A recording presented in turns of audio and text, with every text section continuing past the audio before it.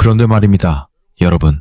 오늘 영상을 시작하기 전에 여러분께 부탁 하나만 드리겠습니다. 지금 하시던 일을 잠깐 멈추시고 본인의 손을 한번 보십시오.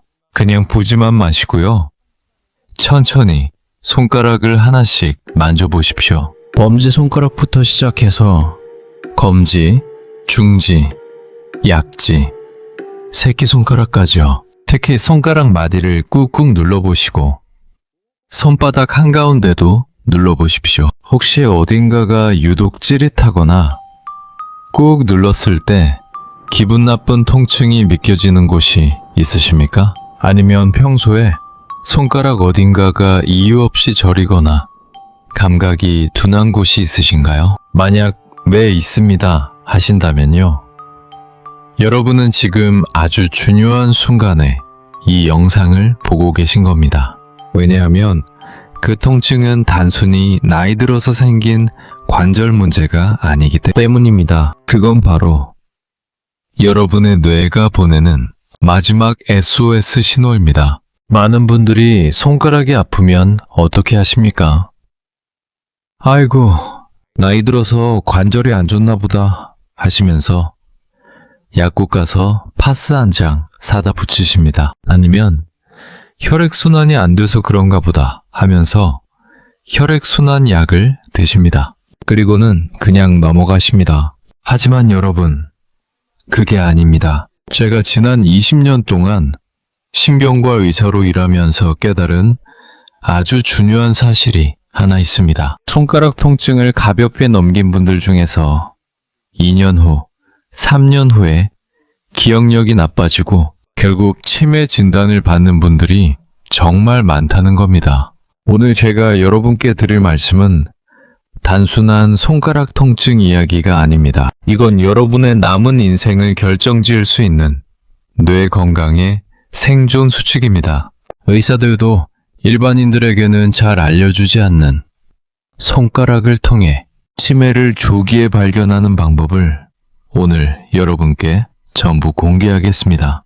자, 그럼 이제부터 제 이야기에 귀 기울여 주십시오. 제가 직접 진료실에서 만난 환자분들의 실제 사연을 통해서 손가락 통증이 얼마나 무서운 신호인지 말씀드리겠습니다. 지난해 가을이었습니다. 제 진료실 문을 열고 74세 박말자 어르신이 딸과 함께 들어오셨습니다. 딸분의 표정이 심각했습니다. 박말자 어르신은 평생을 신앙으로 살아오신 분이었습니다. 30년 넘게 매일 새벽 5시 30분이면 어김없이 일어나서 교회 새벽 기도에 나가시는 분이었습니다. 그런데 3주 전부터 이상한 일이 생겼다고 했습니다. 성경책 페이지를 넘기려고 하는데 왼손 엄지손가락 아래쪽 손바닥이 쑤시듯 아팠다는 겁니다. 처음에는 설거지를 오래 해서 그런가 보다 하고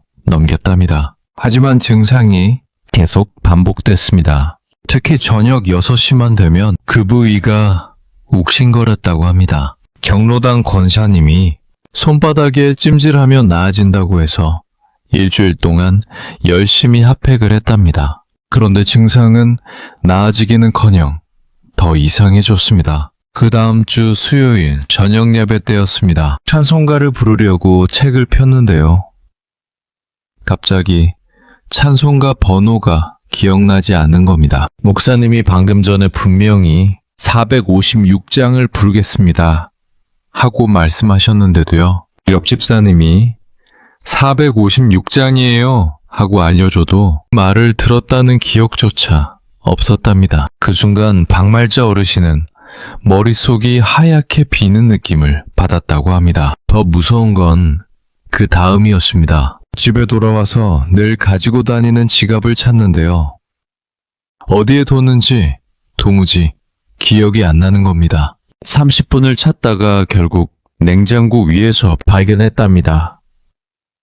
본인이 냉장고 위에 지갑을 올려놓을 리가 없는데 말입니다. 그제서야 딸분이 이건 아니다 싶어서 저를 찾아오신 거였습니다. 저는 박말자 어르신의 손을 꼼꼼히 진찰했습니다. 왼손 엄지손가락 아래 손바닥, 우리가 무지구라고 부르는 부분을 꾹 눌렀더니요. 박말자 어르신이 아이고 하며 손을 움찔하셨습니다. 저는 박말자 어르신에게 말씀드렸습니다. 어머님, 이 손바닥 부근에 통증이 있으시다는 건요, 단순히 손이 아픈 게 아닙니다. 이건 뇌가 위험하다는 신호를 보내고 있는 겁니다. 어머님께서 찬송가 번호를 잊어버리시고 지갑을 냉장고에 두신 것, 이게 우연이 아닙니다. 손바닥 이 부위의 통증과 기억력 저하는 아주 밀접한 관련이 있습니다. 박말자 어르신과 따님은 그제서야 사태의 심각성을 깨달으셨습니다. 다행히 빨리 오셔서 적극적으로 치료를 시작할 수 있었습니다. 만약 박말자 어르신이 그냥 나이 들어서 그런 거겠지 하고 1년, 2년을 더 넘겼다면 어떻게 됐을까요? 돌이킬 수 없는 뇌 손상이 진행됐을 겁니다.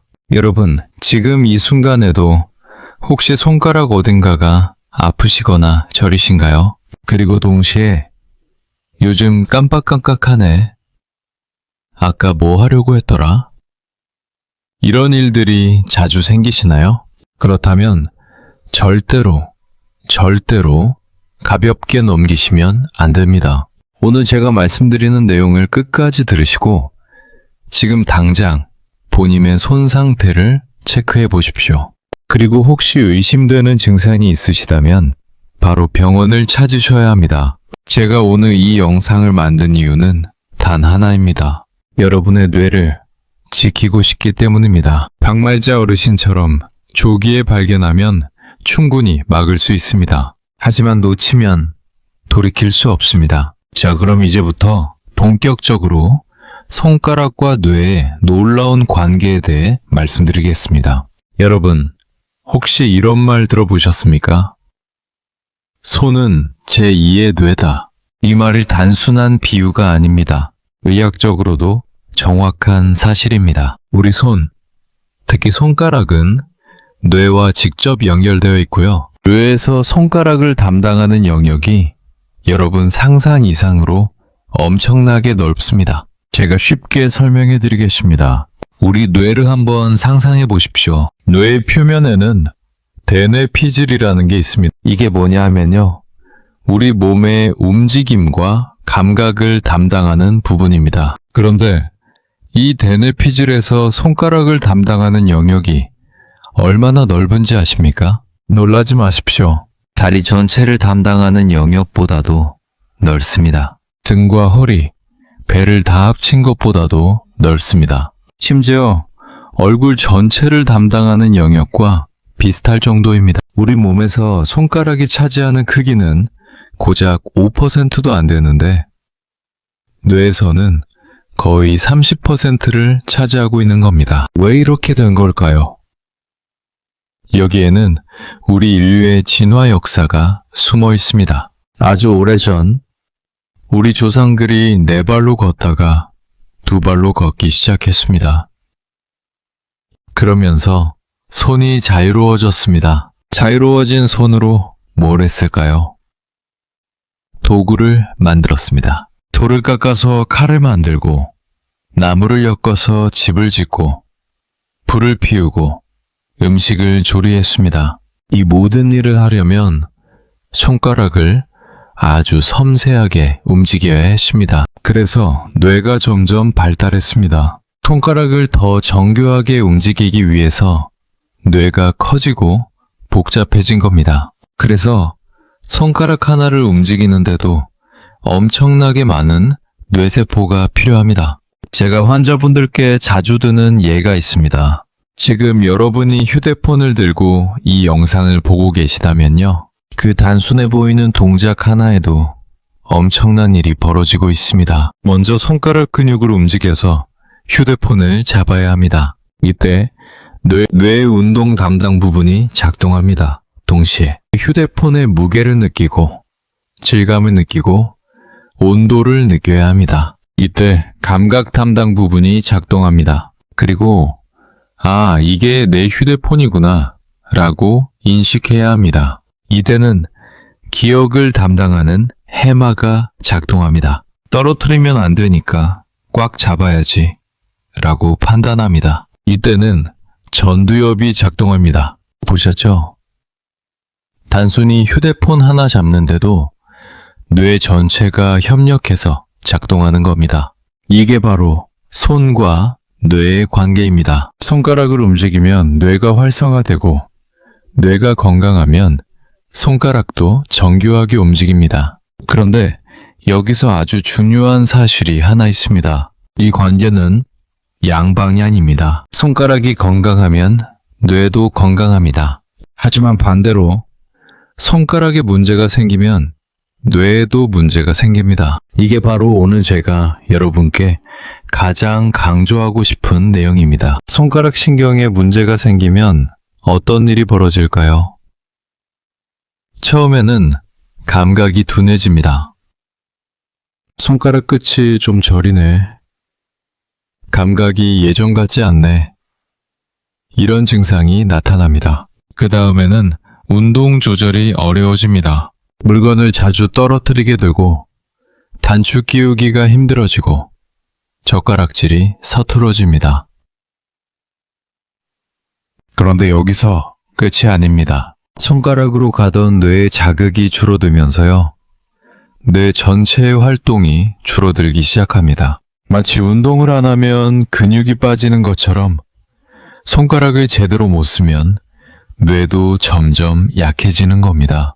그리고 마지막에는 기억력, 판단력, 집중력까지 떨어지기 시작합니다. 이게 바로 치매로 가는 과정입니다. 제가 진료실에서 20년 동안 환자분들을 보면서 확인한 패턴이 있습니다. 손가락 증상이 먼저 나타나고요. 그로부터 2년에서 3년 후에 기억력 문제가 시작됩니다. 저는 이걸 2년의 법칙이라고 부릅니다. 손가락 통증이 생기고 2년 안에 치료하지 않으면 뇌 손상이 본격화된다는 뜻입니다.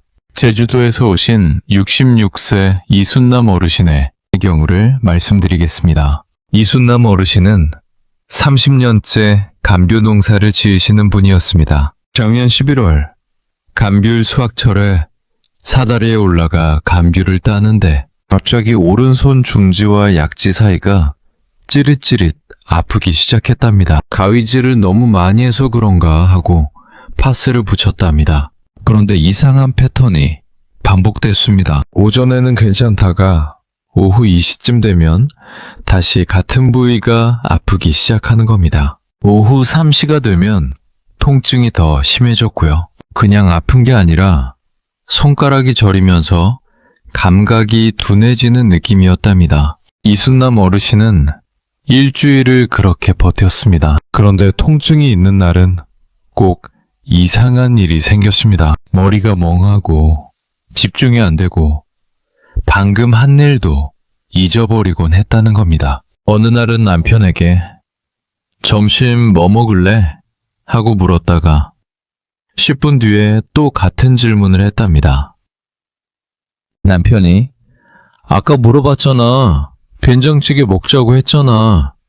했는데 이순남 어르신은 그 대화가 전혀 기억나지 않았답니다. 더 무서운 건 그 다음 주에 있었던 일입니다. 30년 동안 매일 다니던 밭으로 가는 길인데 갑자기 길이 헷갈렸다는 겁니다. 여기서 오른쪽이었나 왼쪽이었나 하면서 한참을 서 있었답니다. 그제서야 남편분이 이건 아니다 싶어서 저를 찾아오신 거였습니다. 저는 이순남 어르신의 손을 진찰했습니다. 중지와 약지 사이를 눌렀을 때 어르신이 찡그리는 표정을 지으셨습니다. 저는 설명했습니다. 어머님, 손가락은 우리 몸에서 뇌와 가장 밀접하게 연결된 부위입니다. 특히 어머님처럼 시간대별로 증상이 다르다는 건 뇌 혈류에 문제가 있다는 강력한 신호입니다. 오전에는 혈압이 높고 혈류가 원활해서 괜찮다가 오후가 되면 혈압이 떨어지면서 뇌로 가는 혈류도 감소합니다. 그럼 손가락 신경도 제대로 작동하지 못하고 동시에 기억을 담당하는 뇌 부위도 기능이 떨어지는 겁니다. 이순남 어르신은 손가락 통증을 일 많이 해서 그런 거겠지 하고 가볍게 넘겼는데 사실은 뇌가 위험하다는 신호를 보내고 있었던 겁니다. 검사 결과 경동맥 협착이 발견됐습니다. 목에 큰 혈관이 좁아져서 뇌로 가는 혈류가 부족했던 겁니다. 다행히 일찍 발견해서 적극적으로 치료를 시작할 수 있었습니다. 여러분, 박말자 어르신과 이순남 어르신의 공통점이 뭔지 아십니까? 두 분 모두 손가락 통증을 처음에는 대수롭지 않게 여겼다는 겁니다. 나이 들어서, 일 많이 해서, 혈액순환이 안 돼서 이렇게만 생각하고 넘어갔습니다. 하지만 그건 뇌가 보내는 SOS 신호였습니다. 자, 여기서 여러분께 질문 하나 드리겠습니다. 지금 본인의 손을 다시 한번 보십시오. 손가락 마디를 하나씩 눌러보십시오. 혹시 통증이 있으십니까?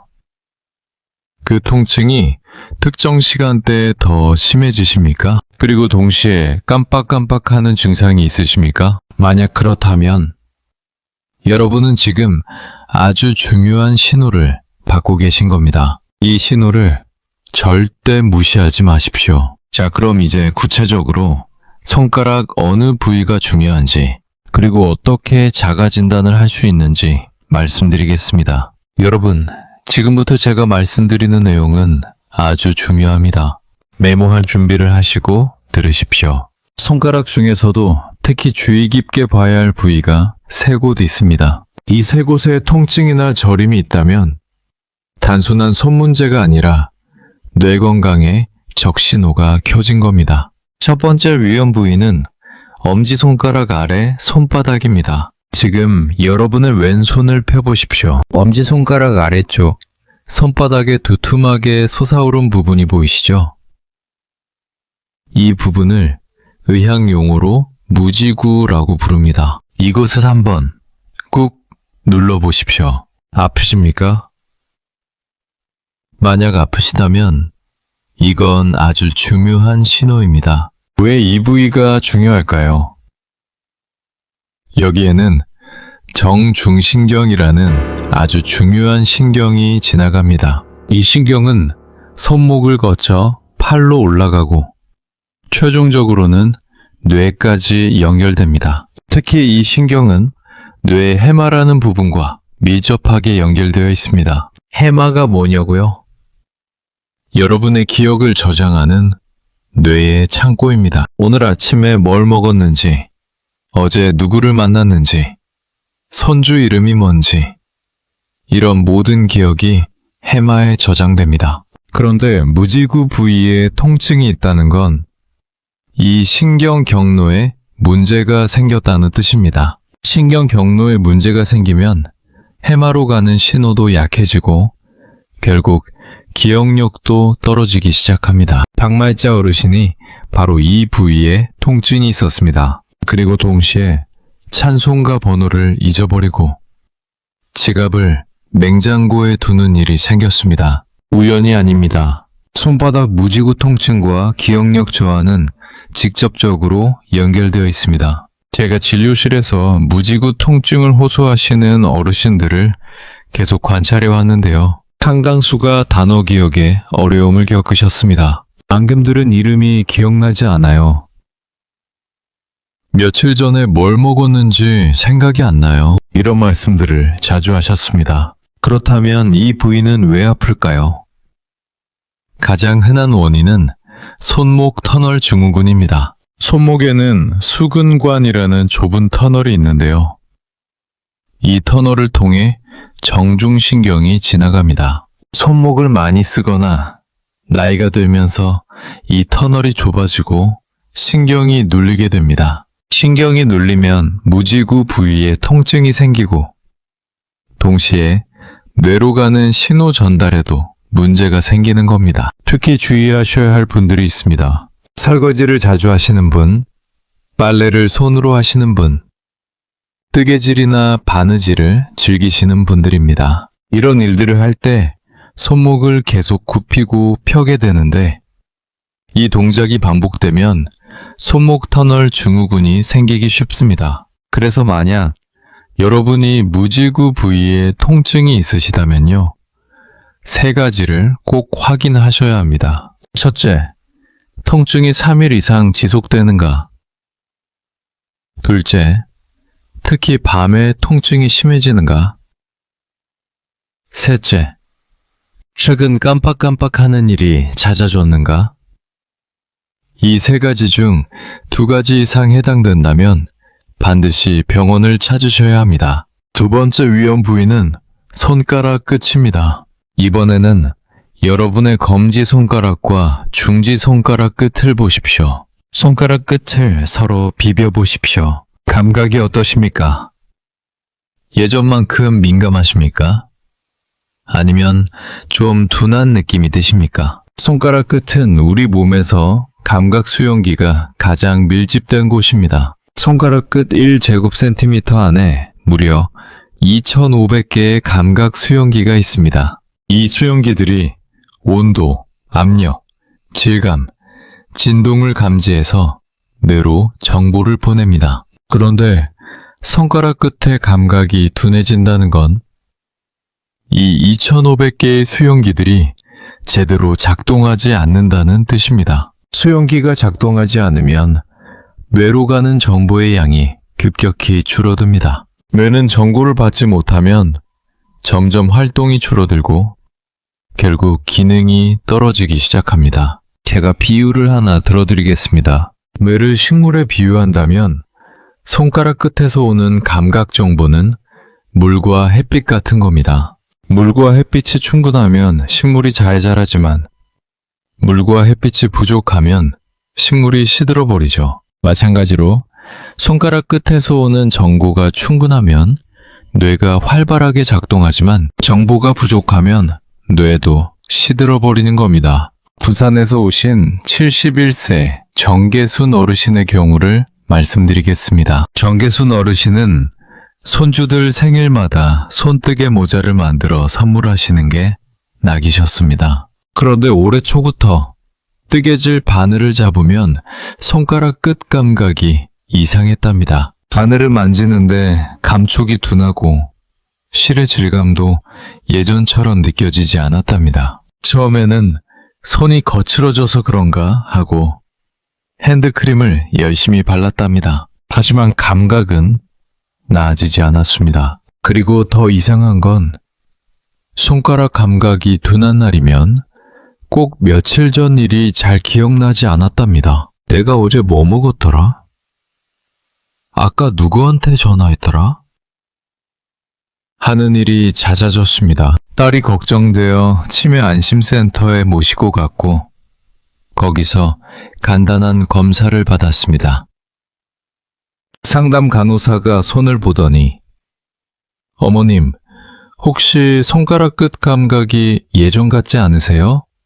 하고 물었습니다. 신기하게도 정확히 어르신이 느끼던 증상을 짚어냈던 겁니다. 간호사는 설명했습니다. 손가락 끝 감각이 둔해지면 뇌로 가는 정보가 줄어듭니다. 뇌는 정보를 받아야 활발하게 작동하는데요. 정보가 줄어들면 뇌 기능도 함께 떨어집니다. 특히 기억을 담당하는 부분이 먼저 영향을 받습니다. 반드시 신경과 진료를 받으셔야 합니다. 정계순 어르신은 그날 큰 충격을 받으셨습니다. 손뜨개 할 때 손가락 감각이 좀 둔한 정도로만 생각했는데 뇌와 연결되어 있다는 사실을 처음 알게 된 거였습니다. 저를 찾아오셨고 검사 결과 초기 단계의 말초신경병증이 발견됐습니다. 다행히 빨리 발견해서 적극적인 치료를 시작할 수 있었습니다. 여러분, 지금 본인의 손가락 끝을 만져보십시오. 감각이 예전 같으십니까? 만약 둔한 느낌이 든다면 이런 테스트를 한번 해보십시오. 눈을 감고 손가락 끝으로 천을 만져보십시오. 면인지, 실크인지, 울인지 구분이 되십니까? 만약 잘 구분이 안 된다면 이건 손가락 끝 감각이 둔해졌다는 뜻입니다. 또 다른 테스트 방법이 있습니다. 동전을 만져보십시오. 눈을 감고 동전을 만졌을 때 100원짜리인지 500원짜리인지 구분이 되십니까? 예전에는 쉽게 구분했는데 요즘 잘 구분이 안 된다면 이것도 손가락 끝 감각 저하의 신호입니다. 세 번째 위험 부위는 손가락 마디 사이입니다. 이순남 어르신이 통증을 느꼈던 중지와 약지 사이가 바로 여기에 해당합니다. 손가락 마디 사이에는 골간근이라는 작은 근육들이 있습니다. 이 근육들은 손가락을 벌리거나 오므리는 섬세한 동작을 담당합니다. 지금 여러분의 손가락을 쫙 벌려보십시오. 그리고 오므려 보십시오. 이 동작이 자연스럽게 드십니까? 아니면 뻣뻣하거나 아픈 느낌이 드십니까? 특히 중지와 약지 사이 또는 약지와 새끼손가락 사이를 꾹 눌러보십시오. 통증이 있으십니까? 이 부위가 왜 중요할까요?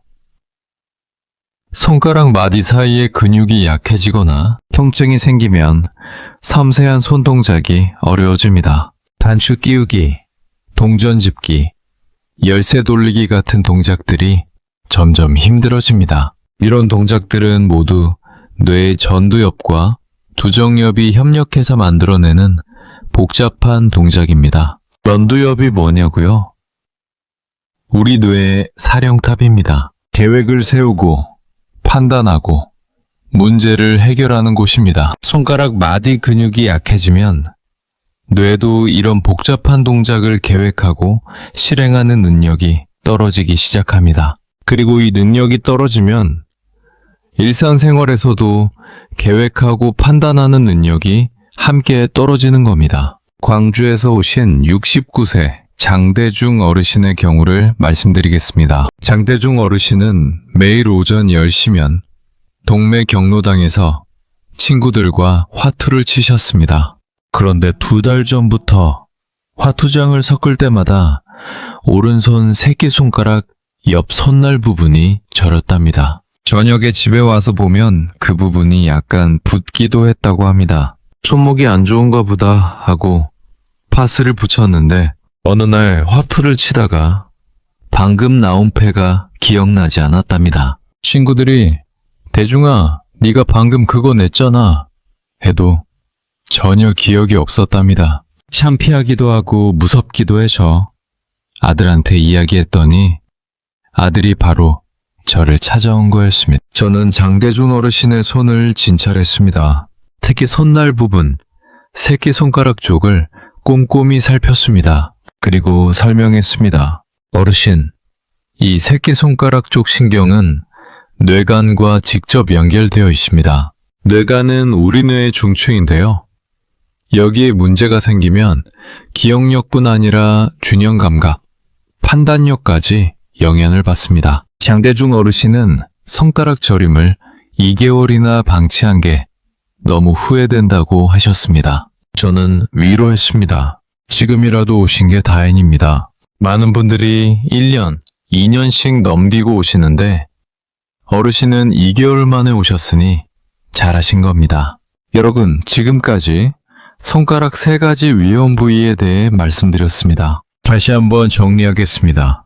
첫째, 엄지손가락 아래 손바닥 무지구 부위. 둘째, 검지와 중지손가락 끝. 셋째, 손가락 마디 사이, 특히 새끼손가락 쪽 손날 부분입니다. 이 3곳 중 한 곳이라도 통증이나 저림 또는 감각 둔화가 있으시다면, 그리고 동시에 기억력 문제를 겪고 계시다면 반드시 병원을 찾으셔야 합니다. 이건 선택이 아니라 필수입니다. 자, 그럼 이제 여러분이 가장 궁금해하실 내용을 말씀드리겠습니다. 바로 집에서 혼자서도 할 수 있는 손가락 자가 진단법입니다.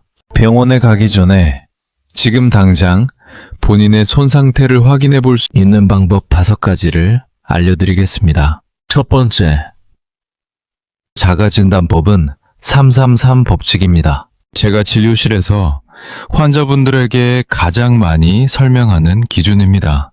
아주 간단하니까 잘 들으십시오. 첫째, 통증이나 저림이 3일 이상 지속되는가? 둘째, 하루 중 3시간 이상 증상이 나타나는가? 셋째, 최근 3개월 동안 증상이 3번 이상 반복되는가? 이 3가지 중 2가지 이상에 해당한다면 반드시 병원을 찾으셔야 합니다. 일시적인 손저림은 누구에게나 있을 수 있습니다. 잘못 자서 손이 눌렸거나 무거운 걸 들어서 일시적으로 신경이 자극받을 수 있죠. 하지만 증상이 반복되고 지속된다면 이건 구조적인 문제입니다. 신경 자체에 손상이 진행되고 있다는 뜻이고 이건 뇌 건강에도 영향을 미칩니다. 대전에 사시는 68세 심대영 어르신의 경우를 말씀드리겠습니다. 심대영 어르신은 평생 목수 일을 하셨습니다. 손으로 하는 일이 많다 보니 손이 자주 아팠답니다. 직업병이지 뭐 하고 대수롭지 않게 여겼습니다. 그런데 작년 여름부터는 통증 패턴이 달라졌답니다. 예전에는 일을 많이 한 날 저녁에만 아팠는데 작년 여름부터는 일을 안 한 날에도 아팠습니다. 그것도 매일 하루 종일 손가락 끝이 저렸답니다. 3개월을 그렇게 버텼습니다. 그러던 어느 날 40년 넘게 해온 못질을 하는데 못이 제대로 박히지 않았답니다. 손에 힘이 안 들어가는 겁니다. 더 무서운 건 그날 저녁이었습니다. 저녁 식사를 하는데 아내가 여보, 매일 병원 가야 하는 거 알지? 하고 물었답니다. 그런데 심대영 어르신은 그 이야기를 처음 듣는 것 같았답니다. 아내가 어제 저녁에 내일 병원 가자고 했잖아 했는데도 전혀 기억이 안 났답니다. 그제서야 아내가 강제로 저를 찾아오셨습니다.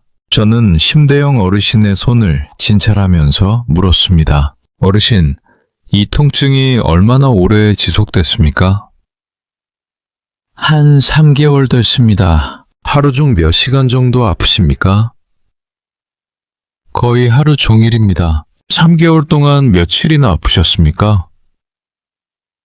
거의 매일요. 저는 고개를 끄덕였습니다. 333 법칙에 모두 해당하는 경우였습니다. 즉시 정밀검사를 진행했고 심한 말초신경병증과 초기 인지장애가 발견됐습니다. 만약 심배영 어르신이 3개월이 아니라 3년을 버텼다면 어떻게 됐을까요? 돌이킬 수 없는 상태가 됐을 겁니다. 여러분, 지금 본인의 증상을 체크해 보십시오. 샵33 법칙에 해당하십니까?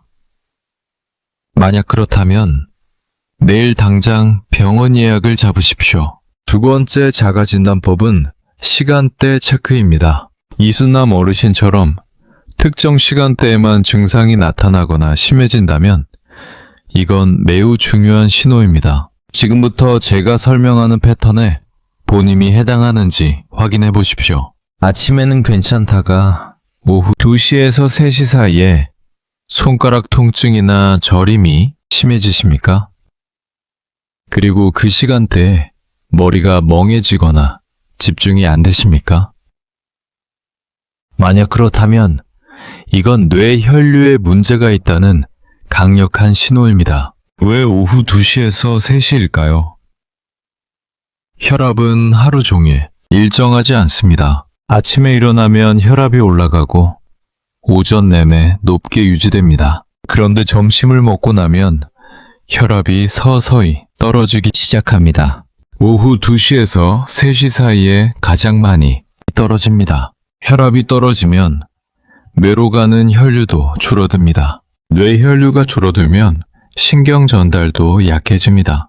그래서 손가락 증상도 심해지는 겁니다. 또 다른 시간대가 있습니다. 저녁 6시 이후입니다. 박말자 어르신이 바로 이 시간대에 증상이 심했습니다. 저녁 6시가 되면 하루 중 혈압이 가장 낮아지는 시간대입니다. 그래서 이 시간대에 손가락 통증이 심해진다면 이것도 뇌 혈류 문제의 신호입니다. 반대로 밤에 특히 잠을 자다가 손이 저려서 깨는 경우도 있습니다. 이건 손목 터널 증후군의 전형적인 증상입니다. 잠을 잘 때 손목을 구부리고 자는 경우가 많은데요. 손목이 구부러지면 터널이 더 좁아지고 신경이 더 눌려서 통증이 심해지는 겁니다. 여러분, 지금 일주일 동안 본인의 손가락 통증이 언제 심한지 체크해 보십시오. 노트를 하나 준비하시고 매일 아침 9시, 오후 2시, 저녁 6시, 밤 10시 이렇게 매번 손가락 상태를 체크해서 적으십시오. 어느 시간대에 증상이 심한지 패턴이 보이면 그걸 가지고 병원에 가십시오. 의사가 진단하는데 큰 도움이 됩니다. 세 번째 자가진단법은 동작 테스트입니다. 지금 당장 따라해 보실 수 있습니다. 제가 5가지 동작을 알려드릴 테니 하나씩 따라해 보시고 어려운 동작이 있는지 확인해 보십시오. 첫 번째 동작. 엄지와 검지로 O자를 만들어 보십시오. 왼손으로 O자를 만들고 오른손 검지로 그 O자를 밀어서 뚫어 보십시오. 쉽게 뚫리십니까? 아니면 O자가 단단하게 유지됩니까? 만약 쉽게 뚫린다면 엄지손가락 힘이 약해졌다는 뜻입니다. 두 번째 동작. 동전을 집어 보십시오. 100원짜리 동전을 엄지와 검지로 집어서 10초 동안 들고 계십시오. 힘들지 않으십니까? 만약 10초를 채우기 힘들다면 손가락 근력이 떨어졌다는 뜻입니다. 세 번째 동작. 단추 끼우기를 해보십시오. 셔츠나 블라우스 단추를 풀었다가 다시 끼워 보십시오. 예전처럼 쉽게 끼워지십니까? 아니면 단추가 잘 안 끼워져서 여러 번 시도하십니까? 만약 후자라면 손가락의 섬세한 조절 능력이 떨어졌다는 뜻입니다. 네 번째 동작. 펜으로 나선을 그려보십시오. 종이에 펜으로 둥글둥글 나선을 그리십시오. 선이 매끄럽게 이어지십니까? 아니면 선이 떨리거나 끊어지십니까? 만약 떨리거나 끊어진다면 손의 미세 조절 능력에 문제가 생겼다는 뜻입니다. 다섯 번째 동작. 젓가락으로 콩짓기를 해보십시오. 그릇에 콩을 쉽게 담고 젓가락으로 하나씩 집어서 다른 그릇에 옮겨보십시오. 30초 안에 10개를 다 옮길 수 있으십니까? 만약 30초가 넘게 걸리거나 중간에 콩을 자주 떨어뜨린다면 손가락 협응력에 문제가 생겼다는 뜻입니다. 원주에 사시는 73세 조혜자 어르신의 경우를 말씀드리겠습니다. 조혜자 어르신은 평생 식당 일을 하셨습니다. 칼질이 특기였는데 작년 가을부터 칼을 잡으면 오른손 엄지손가락 뿌리 부분이 쑤셨답니다. 특히 아침 일찍 준비할 때는 괜찮은데 점심시간 피크타임이 되면 통증이 심해져서 칼을 놓칠 뻔한 적도 있었답니다. 더 걱정되는 건 20년 넘게 봐온 단골 손님 얼굴은 알겠는데 이름이 전혀 생각나지 않았답니다. 어느 날 제가 알려드린 5가지 동작 테스트를 해봤답니다. 그런데 5가지 중 4가지가 예전 같지 않았답니다. 특히 동전 집기와 단추 끼우기가 정말 힘들었답니다. 그날 바로 저를 찾아오셨습니다. 진찰 결과 엄지손가락으로 가는 신경에 염증이 있었고 이게 시간이 지나면서 뇌 기능에도 영향을 미치고 있었습니다. 다행히 빨리 발견해서 치료를 시작할 수 있었습니다. 여러분도 지금 당장 이 5가지 동작을 해보십시오. 그리고 결과를 메모해 두십시오. 일주일 후에 다시 해보십시오. 만약 일주일 사이에 더 나빠졌다면 이건 빨리 진행되는 신호입니다. 즉시 병원을 찾으셔야 합니다. 네 번째 자가진단법은 감각 테스트입니다. 이건 다른 사람의 도움이 필요합니다. 배우자나 자녀분께 부탁해서 함께 해보십시오. 눈을 감고 상대방이 여러분의 손가락 끝에 면봉으로 살짝살짝 터치합니다. 그때 어느 손가락을 터치하는지 맞춰보는 겁니다. 정상이라면 10번 중 9번은 맞춰야 합니다. 만약 10번 중 5번도 못 맞춘다면 손가락 감각이 심각하게 떨어진 겁니다. 10번 중 7번 정도 맞춘다면 감각이 약간 둔해진 상태입니다. 이 경우에도 주의 깊게 관찰하셔야 합니다. 또 다른 감각 테스트가 있습니다. 뜨거운 물과 찬물을 준비하십시오. 눈을 감고 상대방이 여러분의 손가락 끝을 뜨거운 물에 담갔다 빼고 찬물에 담갔다 뺍니다. 그때 뜨거운지 찬지 맞춰보는 겁니다. 이것도 정상이라면 10번 중 9번은 맞춰야 합니다. 안동에 사시는 67세 이순남 어르신의 경우를 말씀드리겠습니다. 이순남 어르신은 서예를 20년째 배우고 계셨습니다. 붓글씨를 쓸 때가 가장 행복하다고 하셨는데요. 올해 들어서 이상한 일이 생겼습니다. 붓을 잡으면 오른손 약지 손가락이 떨리고 그 다음 날이면 꼭 두통이 왔답니다. 어느 날 따님이 엄마, 손가락 감각 테스트 한번 해볼까? 하고 제안했답니다. 눈을 감고 면봉 테스트를 했는데요. 10번 중 4번밖에 못 맞췄답니다. 특히 약지와 새끼손가락은 전혀 구분이 안 됐답니다.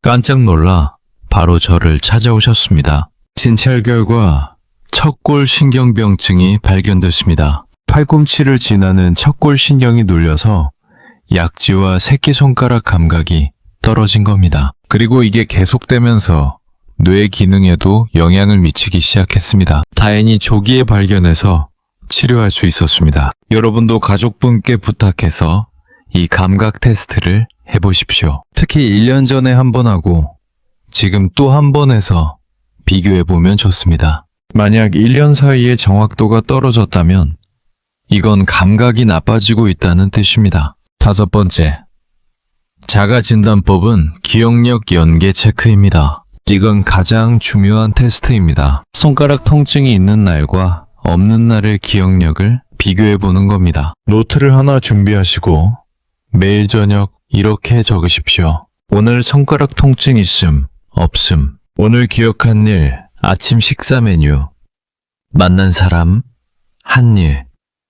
전화 통화 내용. 이렇게 일주일을 적어보십시오. 그리고 일주일 후에 노트를 펼쳐보십시오. 손가락 통증이 있었던 날과 없었던 날을 비교해 보십시오. 혹시 손가락 통증이 있었던 날에 기억한 일이 더 적지 않습니까? 만약 그렇다면 이건 아주 중요한 신호입니다. 손가락 통증이 뇌 기능에 직접적으로 영향을 미치고 있다는 뜻입니다. 이 경우에는 절대 늦추지 마시고 즉시 병원을 찾으셔야 합니다. 포항에 사시는 70세 박말자 어르신의 경우를 말씀드리겠습니다. 박말자 어르신은 매일 아침 손주 둘을 어린이집에 데려다 주시는 게 일과였습니다. 그런데 석 달 전부터 차 핸들을 잡을 때마다 왼손 검지손가락 2번째 마디가 뻐근했답니다. 점점 증상이 심해져서 핸들을 돌리는 것조차 힘들어졌답니다. 딸이 엄마, 기억력 체크노트 한번 써보세요 하고 제안했답니다. 2주 동안 매일 저녁 손가락 통증 여부와 그날 기억나는 일을 적었답니다. 2주 후 노트를 보니 확연한 차이가 있었습니다. 손가락 통증이 심했던 날은 기억나는 일이 34개밖에 없었는데 통증이 없었던 날은 78개를 기억했답니다. 그제서야 박말자 어르신은 심각성을 깨달았습니다. 손가락 통증이 단순히 손만 아픈 게 아니라 뇌 기능까지 떨어뜨리고 있었던 겁니다. 바로 저를 찾아오셨고 검사 결과 손가락으로 가는 신경 경로에 염증이 있었습니다. 적극적으로 치료를 시작했고 3개월 후에는 손가락 통증도 기억력도 많이 좋아졌습니다. 여러분, 지금까지 5가지 자가진단법을 말씀드렸습니다. 다시 한번 정리하겠습니다. 첫째, 333법칙 체크. 둘째, 시간대별 증상 체크. 셋째, 5가지 동작 테스트. 넷째, 감각 테스트. 다섯째, 기억력 연계 체크입니다. 이 5가지 중 3가지 이상에서 이상 소견이 나온다면 이건 더 이상 미룰 수 없는 신호입니다. 내일 당장 신경과 예약을 잡으십시오. 다음 주에 가야지. 다음 달에 가야지. 이러시면 안 됩니다. 하루하루 늦을수록 뇌 손상은 더 진행됩니다. 자, 그럼 여기서 여러분이 궁금해하실 내용을 하나 더 말씀드리겠습니다. 병원에 가면 어떤 검사를 받나요? 많은 분들이 병원 가는 걸 두려워하십니다. 무슨 검사를 하는지, 아프지는 않은지, 얼마나 오래 걸리는지 몰라서 불안하신 거죠. 제가 진료실에서 실제로 하는 검사 과정을 말씀드리겠습니다. 첫 번째는 문진입니다. 어떤 증상이 언제부터 있었는지, 어떤 상황에서 심해지는지, 다른 증상은 없는지 자세히 여쭤봅니다. 여러분이 앞서 체크한 노트를 가져오시면 진단에 큰 도움이 됩니다. 두 번째는 신경학적 검사입니다. 손의 감각을 확인하고 근력을 측정하고 반사 반응을 봅니다. 전혀 아프지 않습니다. 제가 손가락 끝을 가볍게 터치하거나 손을 누르거나 망치로 팔꿈치를 살짝 두드리는 정도입니다. 5분 정도 걸립니다. 세 번째는 신경 전도 검사입니다. 이게 조금 불편할 수 있습니다. 신경에 약한 전기 자극을 주고 신경이 얼마나 빨리 반응하는지 측정합니다. 따끔따끔한 느낌이 있지만 참을만 합니다. 20분 정도 걸립니다. 네 번째는 필요에 따라 MRI나 CT 검사를 합니다. 뇌 상태를 확인하는 겁니다. 이건 전혀 아프지 않습니다. 기계 안에 들어가서 30분 정도 가만히 누워 계시면 됩니다. 좀 시끄러울 수 있지만 귀마개를 들으니까 괜찮습니다. 다섯 번째는 혈액 검사입니다. 당뇨, 비타민 부족, 갑상선 기능 등을 확인합니다. 손가락 신경 문제가 이런 질환 때문일 수도 있거든요. 보통 피 한두 병 꼽으면 됩니다. 이게 전부입니다. 생각보다 간단하죠? 그리고 검사 결과가 나오면 정확한 원인을 알 수 있고 그에 맞는 치료를 시작할 수 있습니다. 조기에 발견하면 치료 효과가 아주 좋습니다. 춘천에 사시는 69세 정계순 어르신의 경우를 마지막으로 한 분 더 말씀드리겠습니다. 정계순 어르신은 매일 오전 10시면 동네 경로당에서 친구들과 화투를 치셨습니다. 그런데 2달 전부터 화투장을 섞을 때마다 오른손 새끼손가락 옆 손날 부분이 저렸답니다. 병원 가는 게 무섭고 두려워서 계속 미루셨답니다. 그런데 어느 날 화투를 치다가 방금 나온 패가 기억나지 않았습니다. 그게 너무 무서워서 결국 저를 찾아오셨습니다. 제가 검사 과정을 자세히 설명해 드렸더니 안심하시더라고요. 검사를 받고 척골 신경 포착 증후군이라는 진단을 받았습니다. 팔꿈치에서 신경이 눌린 겁니다. 팔꿈치 보호대를 착용하고 신경 재생약을 드시고 물리치료를 받았습니다. 2개월 후 재진 때 정계순 어르신이 웃으시면서 말씀하셨습니다. 선생님, 진작 올 걸 그랬습니다. 생각보다 전혀 안 무서웠어요. 여러분, 병원 가는 게 무섭지 않습니다. 오히려 안 가는 게 더 무섭습니다. 증상을 방치하면 뇌 손상이 계속 진행됩니다. 하지만 조기에 발견하면 충분히 치료할 수 있습니다. 자, 이제 여러분이 가장 기다리셨을 내용을 말씀드리겠습니다. 바로 손가락 특정 마디의 정체와 그 부위를 관리하는 기적의 1분 지압법입니다. 지금까지 여러분께 손가락 3가지 위험 부위를 말씀드렸는데요. 그 중에서도 가장 중요한 한 곳을 지금 정확히 알려드리겠습니다. 여러분, 지금 본인의 왼손을 펴보십시오. 엄지손가락과 검지손가락 사이를 보십시오. 손등 쪽에 V자 모양으로 움푹 들어간 부분이 보이시죠? 바로 이곳입니다. 이 부위를 동양의학에서는 합곡혈이라고 부릅니다. 이곳이 바로 뇌 건강과 직접 연결된 가장 중요한 지점입니다. 합곡혈이 왜 중요할까요?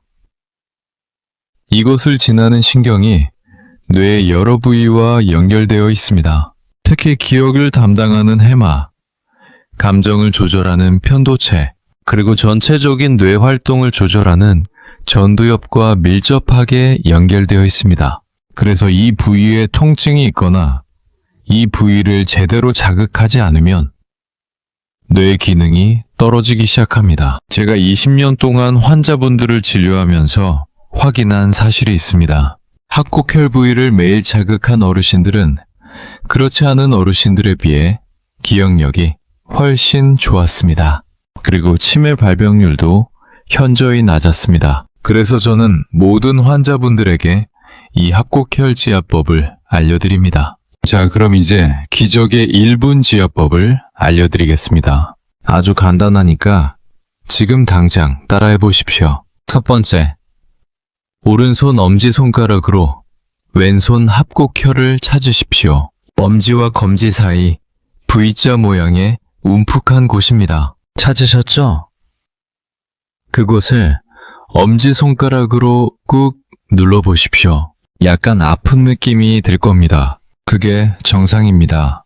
두 번째, 그 상태로 천천히 원을 그리면서 주무르십시오. 시계 방향으로 10번, 반시계 방향으로 10번 돌리십시오. 너무 세게 누르시면 안 됩니다. 시원하면서 약간 아픈 정도의 강도가 적당합니다. 세 번째, 이번에는 눌렀다 뗐다를 반복하십시오. 3초 동안 꾹 누르고 1초 쉬고 다시 3초 동안 꾹 누르고 1초 쉬고 이렇게 10번 반복하십시오. 네 번째, 마지막으로 합곡혈 주변을 가볍게 두드리십시오. 엄지와 검지 사이 전체를 통통통 두드려 주십시오. 30초 정도 두드려 주시면 됩니다. 이렇게 하면 정확히 1분입니다.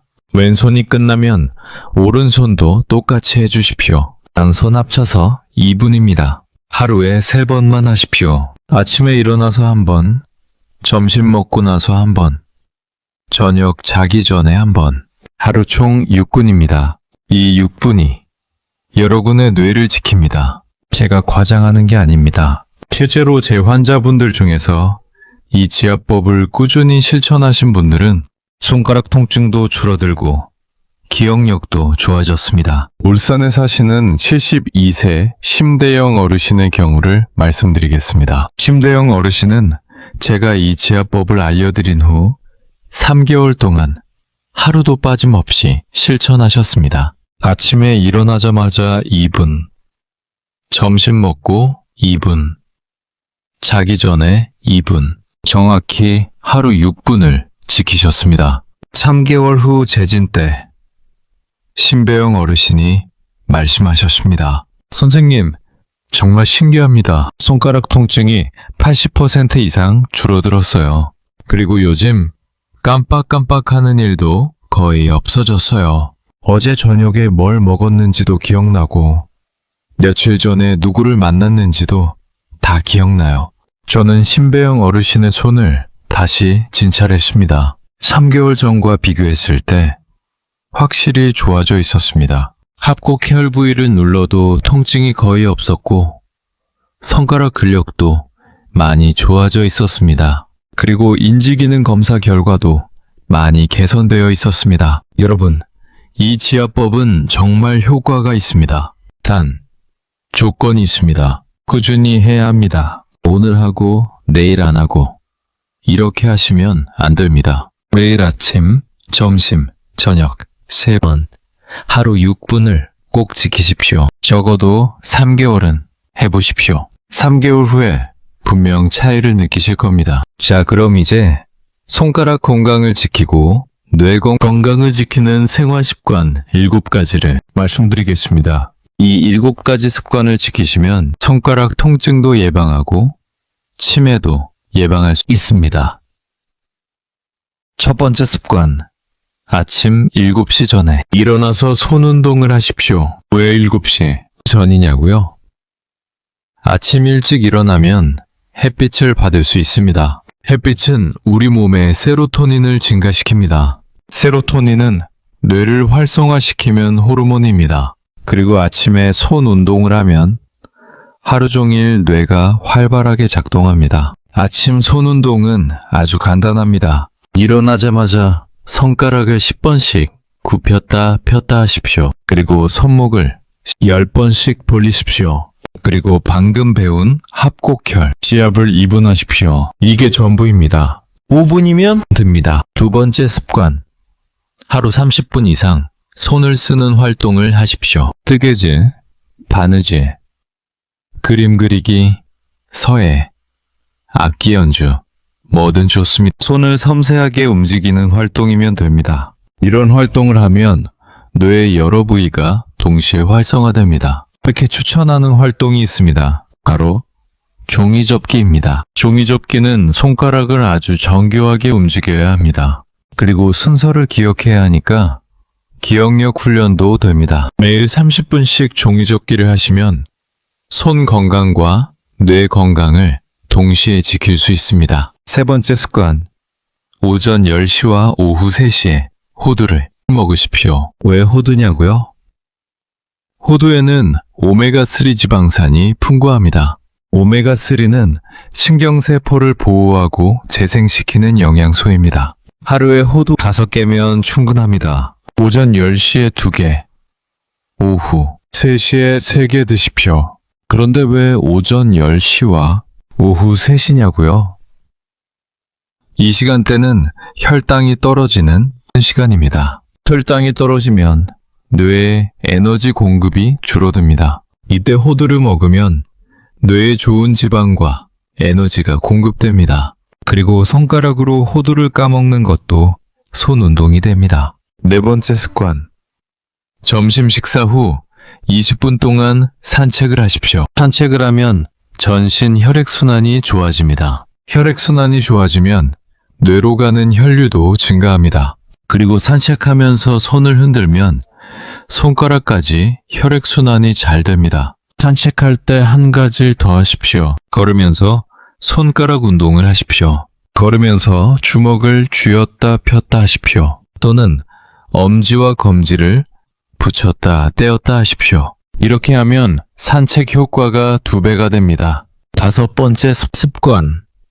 저녁 6시 이후에는 따뜻한 물로 손에 씻으십시오. 따뜻한 물이 손 혈액순환을 촉진합니다. 그리고 손을 씻을 때 손가락 마디마디를 주무르십시오. 특히 합곡혈 부위를 꾹꾹 눌러주십시오. 손 씻으면서 하는 간단한 마사지가 손 건강에 큰 도움이 됩니다.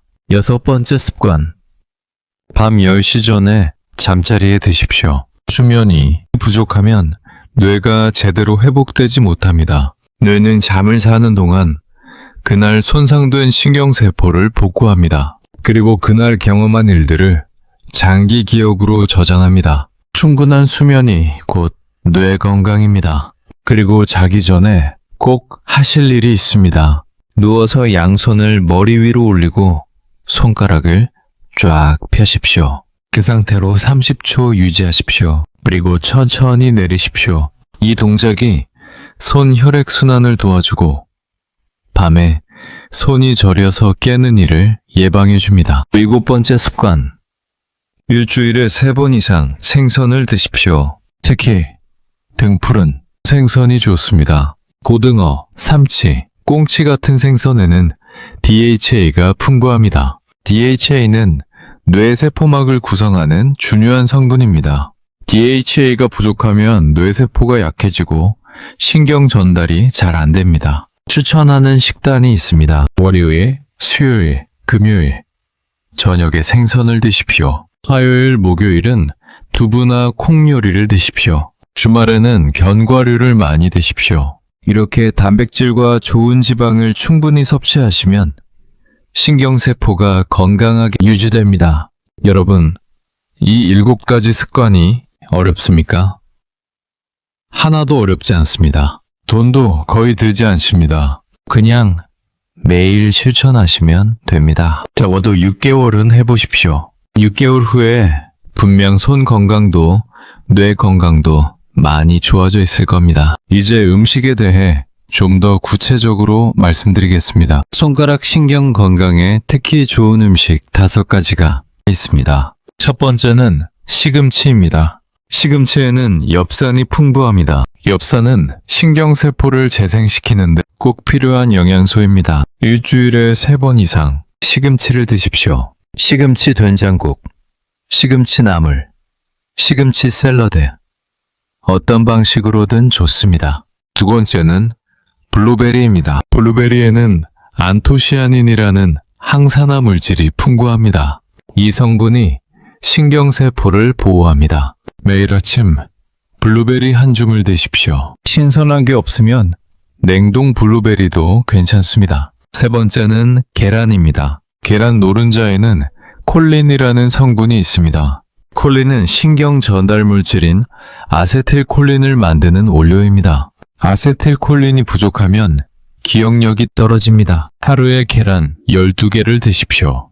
네 번째는 브로콜리입니다. 브로콜리에는 비타민 K가 풍부합니다. 비타민 K는 뇌 건강에 아주 중요합니다. 일주일에 2-3번 브로콜리를 드십시오. 살짝 데쳐서 드시면 영양소 손실이 적습니다. 5번째는 검은깨입니다. 검은깨에는 세사민이라는 성분이 있습니다. 이 성분이 신경세포를 보호하고 혈액순환을 도와줍니다. 매일 아침 검은깨 한 숟가락을 밥에 뿌려 드십시오.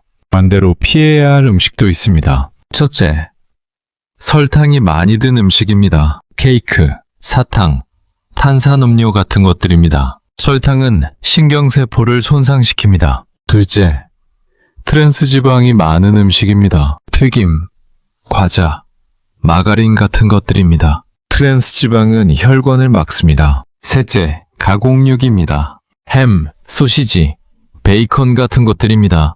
이런 음식들은 염증을 유발합니다. 자, 이제 마지막으로 박말자 어르신의 이야기로 돌아가겠습니다. 제일 처음에 말씀드렸던 박말자 어르신 기억하시죠?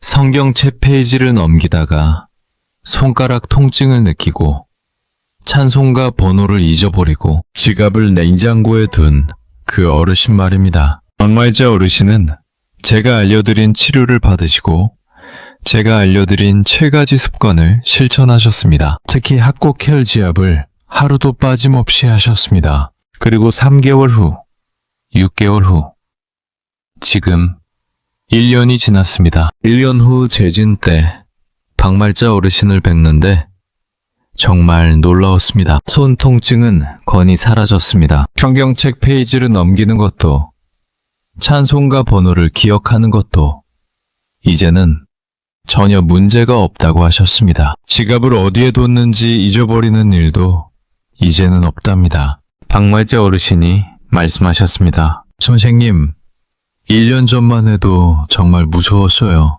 이대로 치매에 걸리는 건 아닌가? 손주들 얼굴도 못 알아보게 되는 건 아닌가? 정말 두려웠어요. 그런데 선생님이 알려주신 대로 했더니 이렇게 좋아졌어요. 주변 친구들한테도 다 알려줬어요. 손가락 아프면 절대 넘기지 말고 병원 가라고요. 저는 박말자 어르신 손을 다시 진찰했습니다. 1년 전과 비교했을 때 정말 많이 좋아져 있었습니다. 합곡혈 부위를 눌러도 전혀 아파하지 않으셨습니다. 손가락 근력도 정상으로 돌아왔고요. 그리고 인지기능 검사 결과도 정상 범위로 돌아왔습니다. 여러분, 박말자 어르신처럼 여러분도 할 수 있습니다. 늦었다고 생각하지 마십시오. 지금 시작하면 됩니다. 지금 당장 본인의 손을 보십시오. 그리고 오늘부터 제가 알려드린 대로 실천해 보십시오. 자, 이제 오늘 영상 내용을 정리하겠습니다. 첫째, 손가락 통증은 단순한 관절 문제가 아닙니다. 뇌가 보내는 SOS 신호입니다. 둘째, 특히 주의해야 할 3곳이 있습니다. 엄지손가락 아래 손바닥 무지구, 손가락 끝, 그리고 손가락 마디 사이입니다. 셋째, 자가진단 5가지 방법을 활용하십시오. 333 법칙, 시간대 체크, 동작 테스트, 감각 테스트, 기억력 연계 체크입니다. 넷째, 합곡혈 지압을 하루 3번, 매일 6분씩 하십시오. 이것만으로도 큰 효과를 볼 수 있습니다. 다섯째, 7가지 생활 습관을 지키십시오. 아침 일찍 일어나기, 손 쓰는 활동 30분, 호두 먹기, 산책하기, 따뜻한 물로 손 씻기, 일찍 자기, 일주일에 생선 3번 먹기입니다. 6째, 손가락 신경에 좋은 음식을 드십시오. 시금치, 블루베리, 계란, 브로콜리, 검은 깨를 충분히 드십시오. 7째, 증상이 있으면 절대 미루지 마시고 즉시 병원을 찾으십시오. 조기 발견이 가장 중요합니다. 여러분, 제가 오늘 이 영상을 만든 이유가 뭔지 아십니까? 여러분의 뇌를 지키고 싶어서입니다.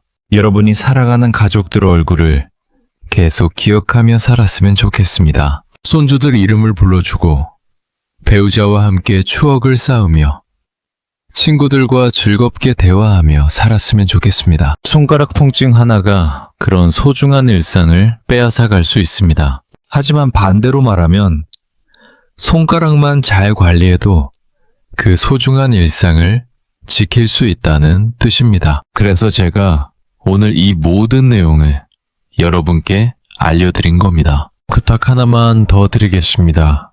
이 영상을 여러분 주변 분들과 꼭 공유해 주십시오. 여러분의 배우자, 형제 자매, 친구분들, 경로당에서 만나는 분들, 교회나 절에서 만나는 분들께 꼭 보여주십시오. 손가락 아프신 분들이 계시면 꼭 이 영상을 보라고 권해 주십시오. 그리고 댓글로 여러분의 이야기를 들려주십시오. 저도 손가락이 아픈데 병원 가봐야겠어요. 합곡혈 지압해봤는데 시원해요. 7가지 습관 실천하고 있어요. 이런 이야기들을 댓글로 남겨주시면 저도 힘이 나고 다른 분들에게도 큰 도움이 됩니다. 여러분, 오늘 영상이 여러분의 건강한 노후에 작은 도움이 되었으면 좋겠습니다. 손가락 건강 지키시고 뇌 건강 지키시고 오래오래 건강하게 사십시오. 여러분의 건강을 진심으로 응원합니다. 그럼 다음 영상에서 또 만나겠습니다. 감사합니다.